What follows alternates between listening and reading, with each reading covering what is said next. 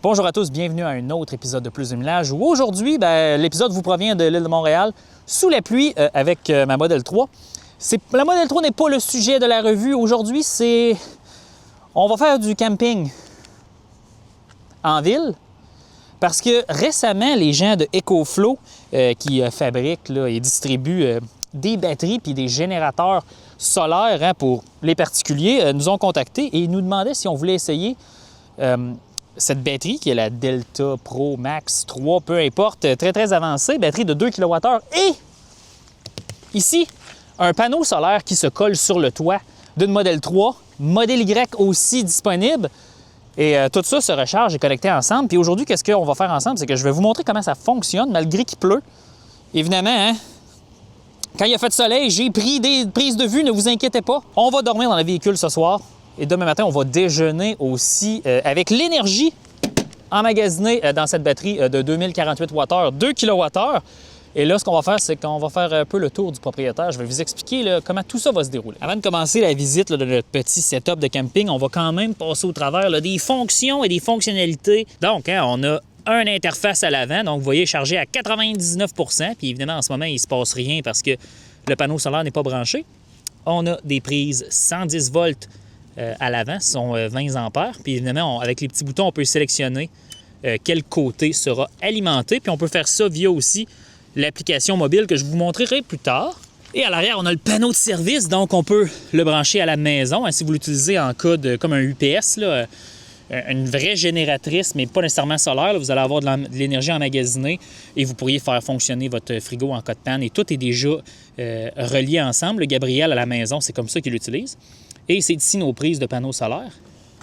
Et ensuite, on peut brancher une autre batterie auxiliaire à se faire un mur de batterie. Et aussi, on peut se brancher dans le 12 volts pour ceux que ça intéresse. C'est relativement léger, je vous dirais. C'est lourd, mais à main, ça se tient. Et très belle qualité de construction, c'est solide. Donc, je vais aller installer ça dans le véhicule et après ça, on va parler de la partie solaire.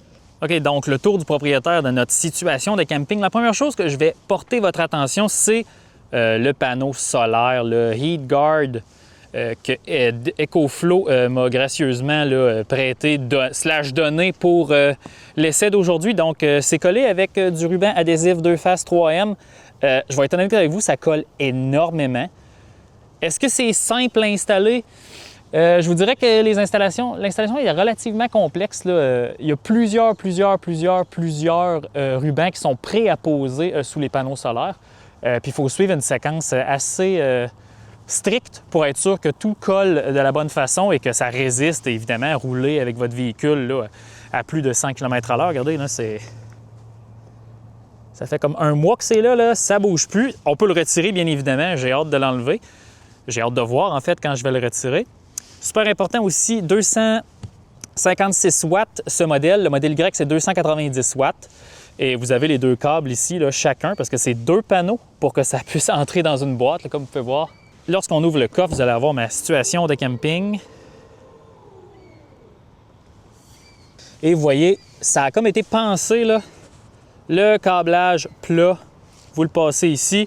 Évidemment, vu que moi, ça va être une installation qui va être temporaire, je n'ai pas passé le câble partout. Pour ceux que ça sera permanent, vous pourrez l'installer différemment. Ici, j'ai un futon qui vient du Japon, très pratique pour dormir dans des véhicules. Et c'est un câble, évidemment. Et vous avez c'est branché en série pour faire le 250 watts ici. Puis vous avez remarqué aussi, pour évidemment l'intimité et la performance éco-énergétique, j'utilise du papier isolant à bulles avec du papier d'aluminium à l'extérieur. On peut acheter ça dans n'importe quelle quincaillerie. Très facile à découper. Puis évidemment à mouler dans vos fenêtres. Pas besoin d'acheter un kit. Donc on est dans le véhicule. Évidemment, Model 3, pas grand place pour la tête, mais ça dort. Vous avez déjà vu une vidéo que j'ai faite avec la Model 3. Puis j'étais allé au lac Saint-Jean et dormi en plein hiver avec. Ça avait fonctionné. Donc, je suis maintenant à l'arrière, j'ai remonté la banquette et j'ai plié le futon et c'est pour ça que je vous dis que le futon, c'est pratique. On le plie, on le remet dans le coffre et on peut utiliser la banquette arrière. Nous sommes à 99 %. Regardez, il rentre quand même 8 watts, même si c'est nuageux. C'est pour ça que je trouvais que le panneau solaire est relativement performant. On peut charger, ça va fonctionner. j'ai vu la puissance maximale de 250 watts. Je l'ai vu. Il faisait très soleil. Évidemment, le soleil doit être à son azimut si vous voulez faire ça puis l'utiliser comme ça. Mais ça fonctionne. Donc, si vous utilisez un appareil qui tire moins de 200 watts et que ça rentre à 250 watts, bien, c'est autonome. Bien évidemment, ce n'est pas le cas. Puis là, vous allez me dire, Alexandre, ça prend combien de temps à charger ça sur le solaire? J'ai vidé la batterie à 10 % il y a de cela quelques semaines. Et j'ai fait aller-retour Québec-Montréal. Je suis allé voir Gabriel. Et durant l'aller-retour, là, ça a pris 6 heures aller-retour, 3 heures aller, 3 heures retour, la batterie était pleine. Donc, à la fin, le scénario où vous seriez en camping avec le véhicule et nuit 1, vous utilisez votre batterie, le lendemain matin aussi, et vous faites de la route, une journée de route, bien, votre batterie, habituellement, va toujours être pleine. C'est sûr que lorsqu'on décortique la capacité existante, si on utilise la batterie entre 10 % et 90 %, ce qui est la recommandation de EcoFlow, il y a 1500 Wh à mettre dans la batterie, 1500-1600. Donc, si en moyenne, on va dire qu'il y a 200 watts qui entrent dans le panneau, bien, on en a pour à peu près 8 heures. Bien évidemment, on pourrait mettre une prise 12 volts dans le véhicule et recharger. Je suis entièrement conscient de ça. Et beaucoup de véhicules électriques ont des prises 110 volts, même 240 volts. Ça rend un peu ce produit-là caduc, mais c'est pratique parce que la batterie, on peut la sortir du véhicule et l'emmener un peu plus loin.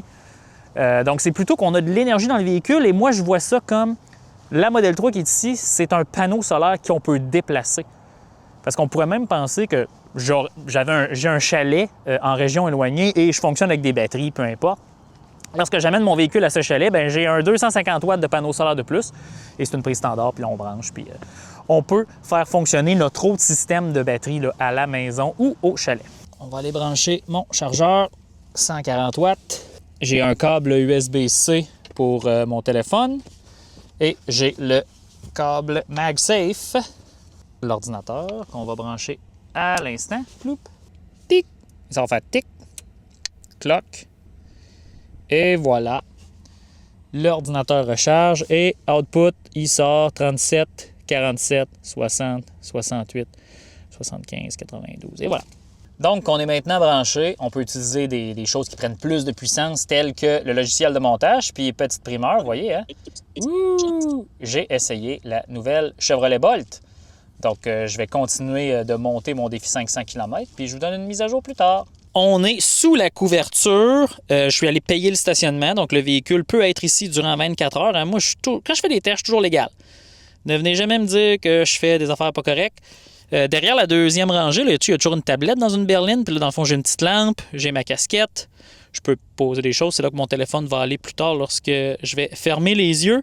Mais le soleil se couche, manger, tout ça, bien rassasié. J'ai pu avancer mon montage là, beaucoup. Puis là, ce qui me fascine, c'est que je suis assis dans le véhicule. Ce qui me fascine, c'est que je suis couché dans le véhicule, puis on dirait que je suis dans mon lit. Pas d'un point de vue de confort, mais d'un point de vue de température. Mode camping, le véhicule tourne. Évidemment, oui, je consomme de l'énergie, mais après l'avoir faite à moins 20 en hiver, probablement que ma consommation, ça va être 3-4 kWh cette nuit, et ça sera tout. Donc, ça sera pas très grave. Je mesure 175 cm, puis là, mes orteils touchent au coffre. Je vais me réinstaller avec mon oreiller, puis je devrais être confortable. Donc, on va se voir demain matin, on va déjeuner. Et c'est là qu'on va consommer le plus d'énergie avec la batterie.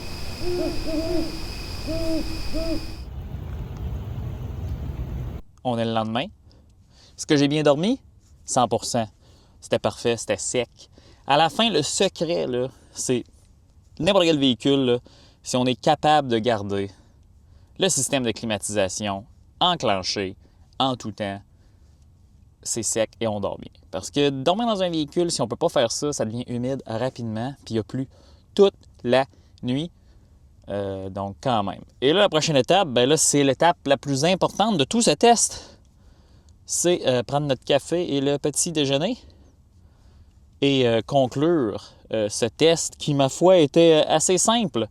Puisque, honnêtement, on a de l'énergie, on est au sec, puis on est bien étendu, confortable. Bon, nous y sommes à la station déjeuner. Excusez, c'est très exigu. Il pleut beaucoup dehors, donc c'est comme pas l'idéal. Là. J'avais amené une table pliante, mais bon, écoutez, c'est la vie. Hein, c'est la magie du cinéma. On pourrait dire même en anglais « The show must go on ». J'ai activé mes 2 sorties courant alternatif. Donc, vous voyez, encore une fois, il pleut dehors, mais il rentre 26 watts dans le panneau solaire. Bon, on est à 95 %. Il nous reste 1,4 jours d'énergie, mais lorsque je vais démarrer la bouilloire, plouc! Ah, voilà. On va chercher 1 kW et je vais allumer la cafetière. Et nous sommes... regardez, 2285 watts. Donc, ça peut utiliser 2 appareils qui chauffent l'eau en même temps. Ça va être du stock. On bouille déjà pour le gruau.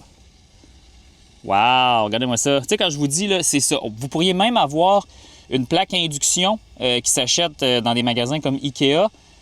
Et ces plaques à induction-là, ce qui est le fun, bien, vous allez pouvoir faire un déjeuner complet, œufs, bacon, tout ce que vous voulez, pommes de terre. Et là, regardez, on voit la puissance fluctuer. Je suppose que c'est la séquence ici. Donc, je vais mettre la petite tasse et espresso.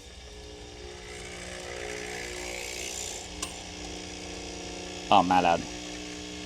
OK, c'est sûr que ça peut avoir l'air simple, là, mais c'est comique. Regardez la puissance. Là. Je pense qu'on peut aller chercher jusqu'à 2800 watts, je crois. Je suis pas sûr, mais ça tire du jus. Qu'est-ce qu'on en retire de cette expérience? Parce que c'était ça le but. Hein? Est-ce que ceci est viable? Il y a plusieurs cas où c'est viable. Définitivement qu'un appareil comme le EcoFlow Delta, extrêmement viable dans les situations de camping. Bien évidemment, j'ai fait bouillir de l'eau et fait un café pour une personne. On a utilisé seulement 4 % de batterie. On est à 90 %. Supposons que nous serions 4 personnes. Hypothétiquement, nous serions à quoi? 80 %? Hypothétiquement, on fait un déjeuner complet avec une plaque chauffante à induction. On aurait peut-être utilisé la plaque pendant 30 minutes. Donc, on serait allé chercher 750 Wh. Il reste encore de l'énergie dans la batterie et même une journée nuageuse où il pleut, il rentre 27 watts. 27 watts, c'est rien dans la batterie, on va se le dire. Mais aussitôt que le ciel va se dégager, là, on va passer au-delà de 100 watts très rapidement.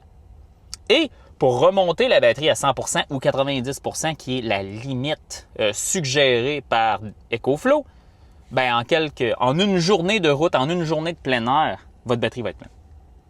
Donc, vous pourriez même faire votre repas du soir et ensuite être capable de faire votre déjeuner le lendemain.